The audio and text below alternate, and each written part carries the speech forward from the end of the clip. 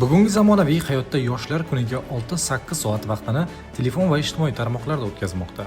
Ko'p vaqt telefon qarshisida o'tirish nafaqat yoshlarning, balki yoshi kattalarning diqqatini pasaytirishga hamda sog'liq bilan bog'liq bo'lgan muammolarga olib kelishi mumkin.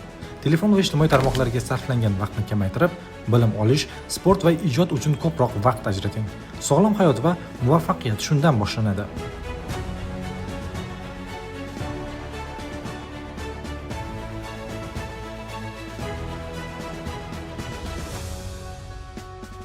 Hurmatli ota-ona, hammangizga ma'lum, bugungi kunda bolalarning tarbiyasi, ularni mana shu ayniqsa ijtimoiy tarmoqlarga bo'lgan munosabat eng dolzarb masalalardan bittasi bo'lib turibdi.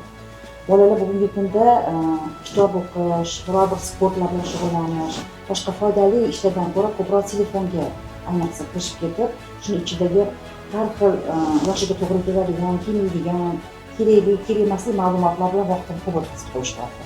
Shuning uchun ham psixolog sifatida mana shu maktab psixologini sizga tavsiya etardimki, farzandlaringizni kuniga 2 soatdan ortiq mana shu ijtimoiy tarmoqlarda o'tirishiga, ya'ni telefonlar bilan tikilib o'tirishiga ruxsat berilmaydi. Bu tavsiya etilmaydi.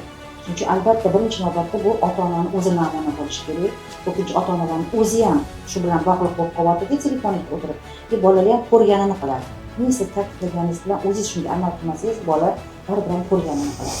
Shuning uchun tavsiyamiz birinchidan o'zingizda shu namuna bo'lib bolaga har tomonlama keyin mana shu ularni nazoratga olishni tavsiya qilamiz. Hurmatli Muhabbat opa, oxirgi paytlarda o'g'lingizni ustidan asosan shikoyatlar bu telefon bilan bog'liq bo'lgan shikoyatlar ko'p tushyapti. Chunki o'g'lingizda shu telefonlarga bog'lanib qolish alomatlari juda ko'p kuzatiladi. Mana maktab psixologimiz ham bu narsani ta'kidlab o'tdilar.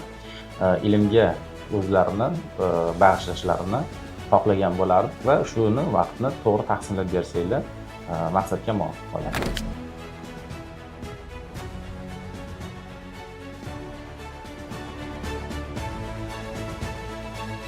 Endi o'g'lim keyingi paytlarda sen to'g'ringda yaxshi fikrlar eshitmayapman. Hozirgi paytda agar o'z vaqtingni yaxshi kerakli narsalarga ajratsang, yaxshi o'qisang, ertaga yurtimizga, davlatimizga bir munosib bir kadr yetishadi.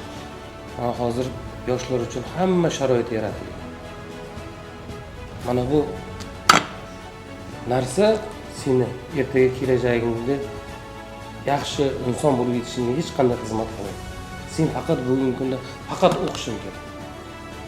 Agar yaxshi bilimli bo'lsang, o'qisang, mana sportchilarga, mana bilimli yoshlarga hamma sharoit bor bizning O'zbekistonda. Qaysi ishga borsang, agar biliming bo'lsa, aql zavq-quvvating bo'lsa, har bir narsaga o'zingni kuching bilan erishasan. Agar hozirdan tanlagan yo'lingni, maqsadingni to'g'ri qo'ysang, albatta men sen bilan faxrlanaman. Ota, ishonchingizni albatta oqlayman. Telefon va ijtimoiy tarmoqlarga sarflangan vaqtni kamaytirib, bilim olish, sport va ijod uchun ko'proq vaqt ajrating. Sog'lom hayot va muvaffaqiyat shundan boshlanadi. Kelajagingiz uchun vaqtingizni oqilona boshqaring. Shundagina siz kabi o'quvchi yoshlar kelajagimiz poydevori bo'lasiz.